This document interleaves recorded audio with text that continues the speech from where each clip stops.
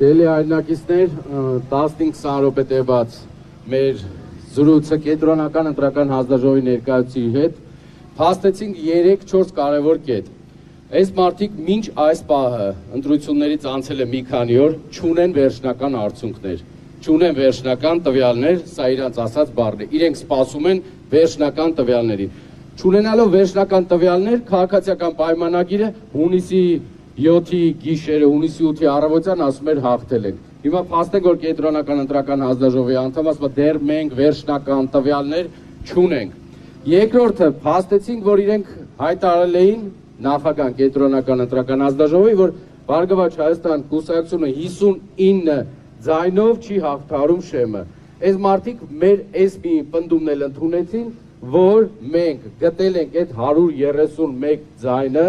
որը որ 59-ից, եթե գումարում անում նորմալ իմանան, մի քանի անգամ իրենք չէ, տարբեր քաղաքացիական պայմանագրի փոքրիկ ներկայացուցիչներ։ Իմանա, որ անցել եք, սա էլ փաստեցինք, այս մարդիկ ասեցին, այո, ձեր թվերը կներառենք մեջը եւ իրենց ասած 50-ի փոխարեն 131-ը արդեն տվել են։ Երրորդ ամենակարևորը ինչն է,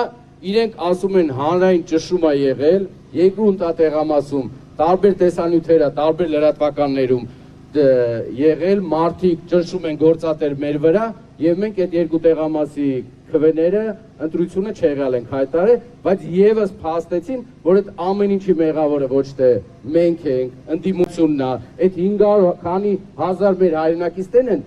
այլ իշխանությունն է, որովհետեւ իշխանության թույլտվության արդյունքում այս երկու տեղամասում երեկոյան 20:00-ից հետո մեր զինվորները գնացել են ու քվեարկել են։ Ոչ մեկ չէր կարող ընդդիմությունից այդ անել։ Այդ արելա իշխանությունը ու այդ արելա նորմալ, գիտակցված, որ հետո այս պահին հասնի։ Այս մարդիկ դա էլ ընդունեցին։ Հիմա այս կենտրոնական ընտրական հանձնաժողովի ներկայացուցիչը մեզ խնդրում է ուղղակի։ Խնդրում ասած սպասեք 1 օր, մենք ձեզ վստահեցնում ենք, այդ թվերը կա։ Իսկ ինչն է ամենակարևորը։ Ամենակարևորը, որ իրենք արդեն երեկոյան գիշերը երեք հապչեպ այնպես են արել, որ այդ ընտրատեղամասի ամբողջ արդյունքները անվավեր ճանաչվի։ Հակաօրինական է, իրենք էլ են դա ասում, եթե դա վերջնական որոշում եղավ, այդտեղ լինելու է նորից քվեարկություն։ Մեր 2100 ավել մեր